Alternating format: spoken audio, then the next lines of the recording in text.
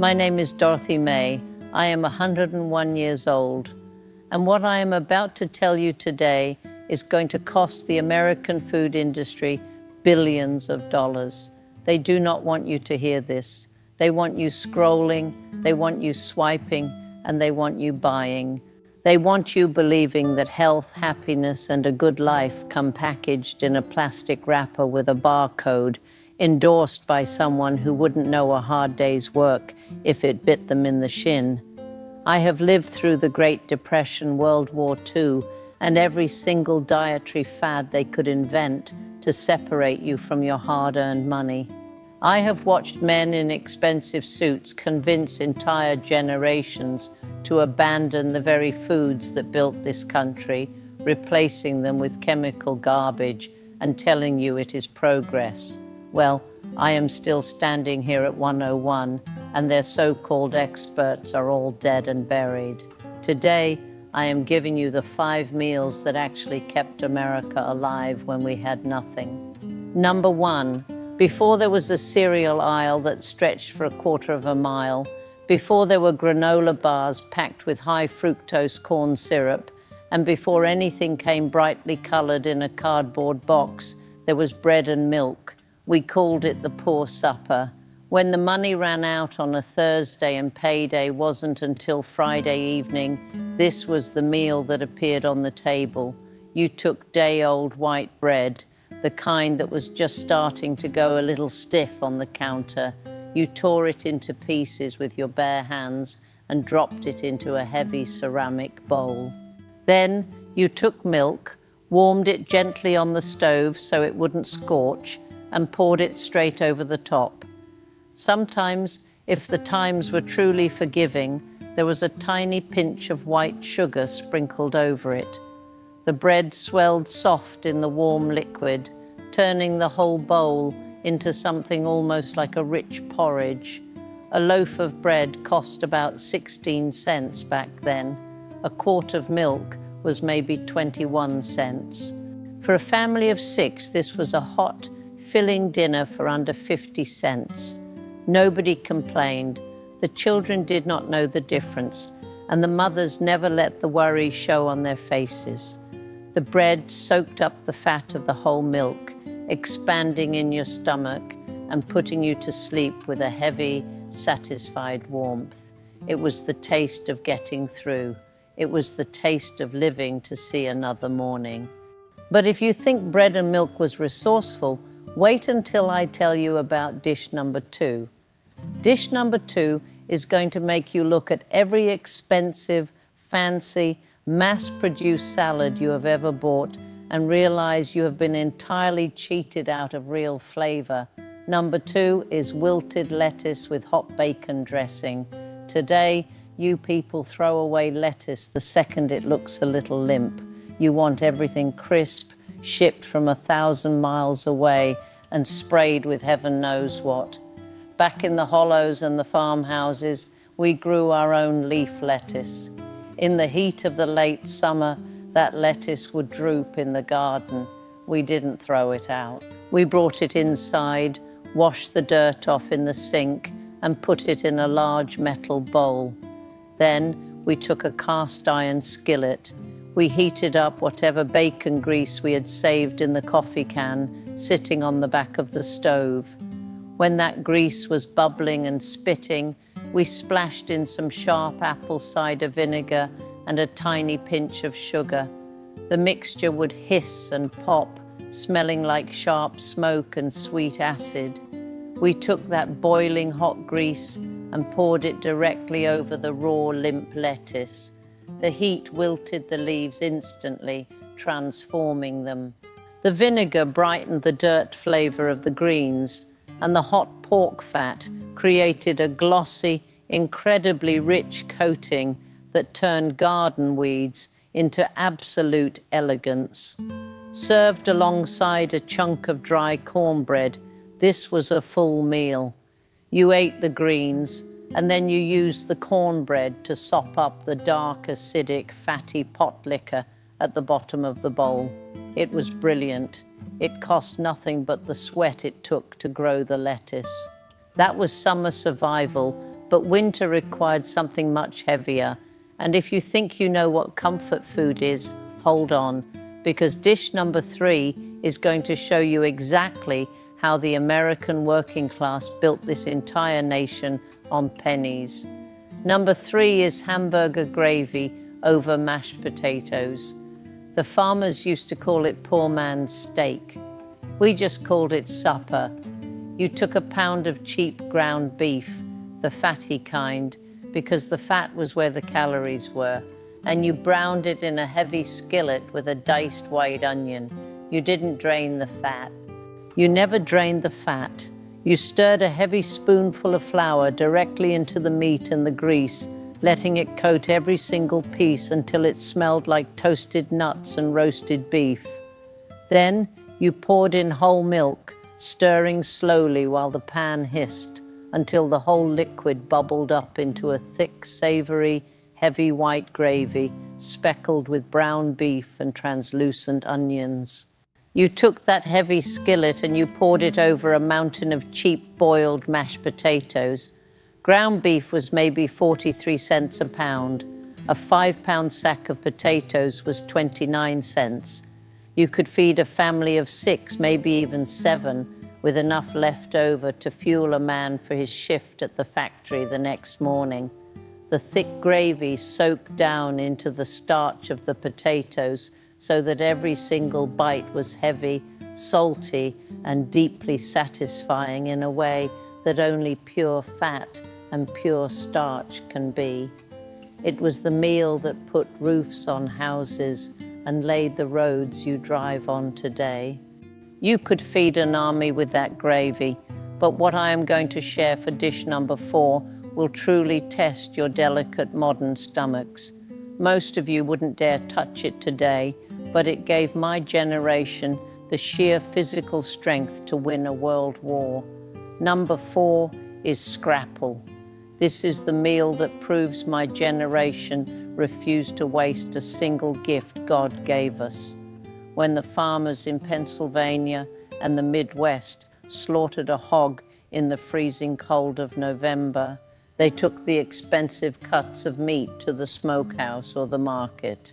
But they could not afford to waste a single ounce of what was left, the scraps, the organ meat, the trimmings, the parts of the animal that modern people put in the garbage without a second thought. They took all of it, simmered it in a massive pot of water until it fell completely apart, and then mixed that rich, dark meat with heavy cornmeal and buckwheat flour. They seasoned it aggressively with dried sage, black pepper, and thyme, poured it into loaf pans, and let it set firm in the cold night air. The next morning, before the sun even thought about rising, that thick grey loaf was sliced a 1/4 inch thick and dropped into a screaming hot skillet. It fried in its own fat until the outside turned a deep, hard, crackling mahogany brown, while the inside stayed soft and rich. You ate it with fried eggs and maybe a drizzle of dark maple syrup if you were lucky. It was a breakfast that exploded with iron, protein, and heavy calories. It launched working men into coal mines and women into fields. It was pure, unadulterated survival, and it tasted like a triumph over winter. That was the breakfast of a resilient nation. But we have one more dish. And let me tell you right now, this final meal, number 5, is the single greatest trick of survival this country ever produced. If you learn the secret of this dish, you will never go hungry a day in your life. Number 5 is navy bean soup with a leftover ham bone. In the leanest years, when you finally saved enough for a Sunday ham, you treated that meat like it was made of solid gold. When the ham was carved, when every piece of meat was picked entirely clean and nothing was left but the stark white bone, you did not throw that bone to the dog.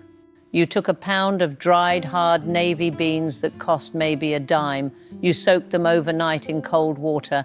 The next morning you put those swelled beans into a heavy pot with water, an old onion, a shriveled carrot from the cellar, and that bare ham bone.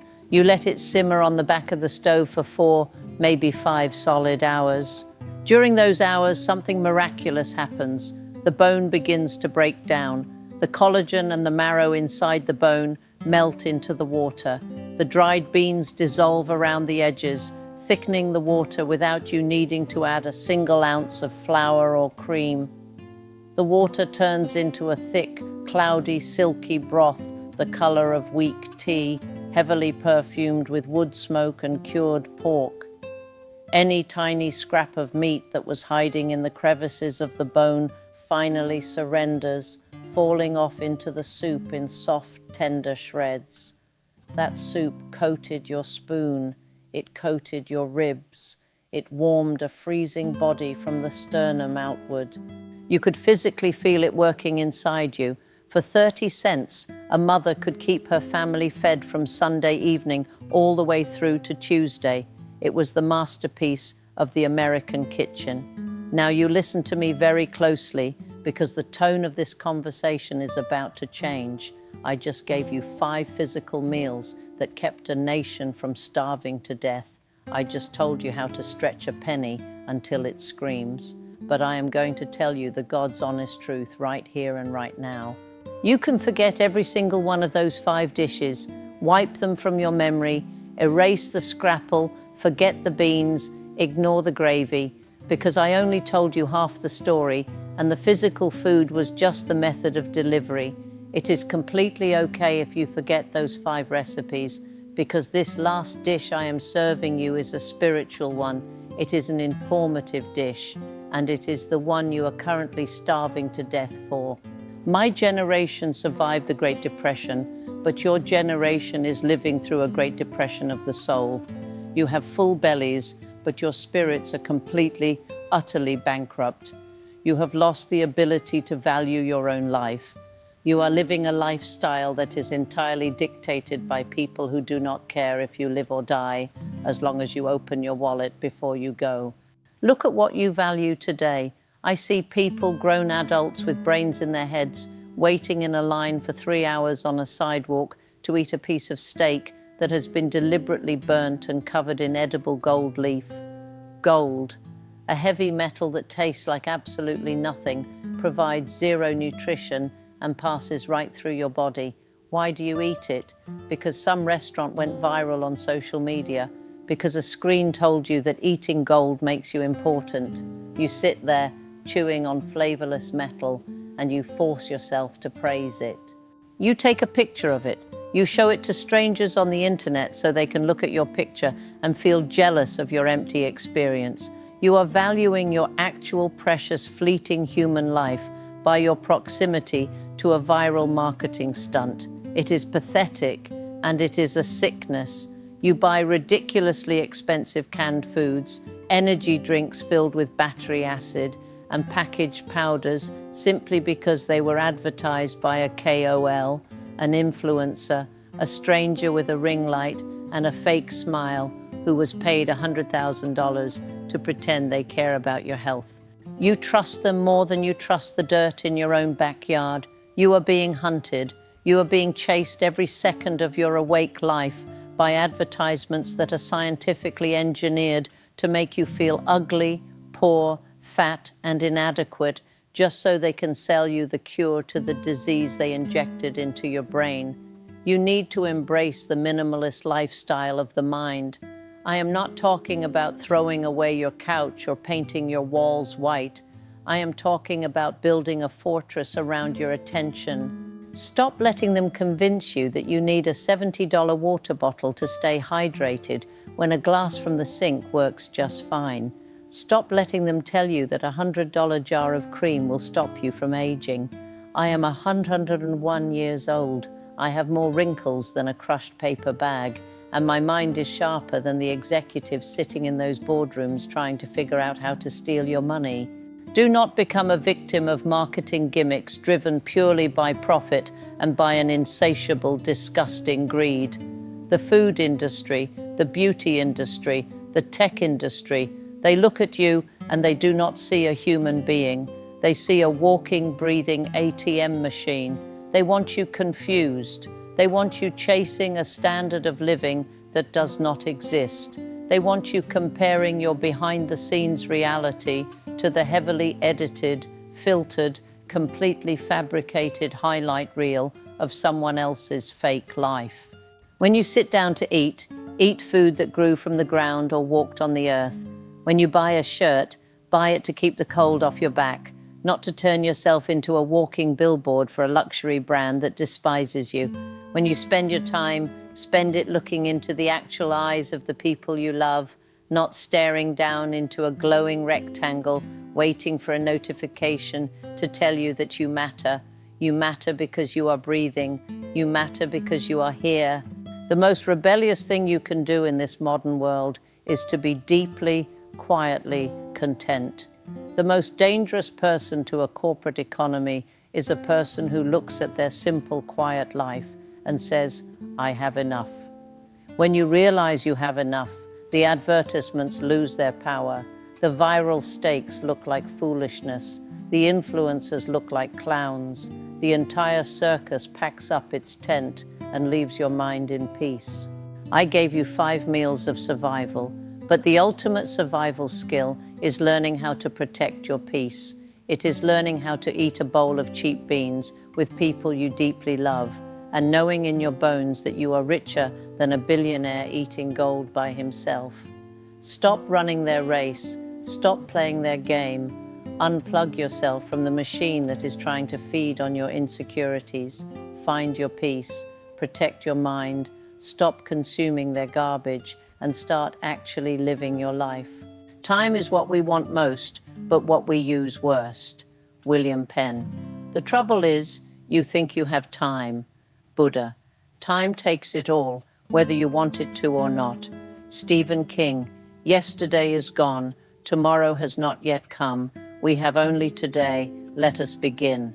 Mother Teresa. Punctuality is the thief of time. Oscar Wilde. Time is money. Benjamin Franklin. The two most powerful warriors are patience and time. Leo Tolstoy. Time flies over us, but leaves its shadow behind. Nathaniel Hawthorne. Better 3 hours too soon than a minute too late. William Shakespeare. Lost time is never found again. Benjamin Franklin. Time heals all wounds. Geoffrey Chaucer. Time is a created thing. To say I do not have time is like saying I do not want to. Lao Tzu. Do not watch the clock. Do what it does. Keep going. Sam Levinson. Time is the longest distance between two places. Tennessee Williams. The future is something which everyone reaches at the rate of 60 minutes an hour, whatever he does, whoever he is. C.S. Lewis. Time is an illusion. Albert Einstein. You may delay, but time will not. Benjamin Franklin. The only reason for time is so that everything does not happen at once. Albert Einstein. Time is the most valuable coin in your life. Carl Sandburg. Men talk of killing time, while time quietly kills them. Dion Boucicault. A man who dares to waste 1 hour of time has not discovered the value of life. Charles Darwin. There is never enough time to do everything, but there is always enough time to do the most important thing. Brian Tracy. Time brings all things to pass. Aeschylus. We must use time as a tool, not as a couch. John F. Kennedy. Time is a storm in which we are all lost. William Carlos Williams. They always say time changes things, but you actually have to change them yourself. Andy Warhol. Time is the wisest counselor of all. Pericles. If you love life, do not waste time, for time is what life is made up of. Bruce Lee. Time passes, and little by little, everything that we have spoken in falsehood becomes true. Marcel Proust. I never think of the future. It comes soon enough. Albert Einstein. Your time is limited, so do not waste it living someone else's life. Steve Jobs.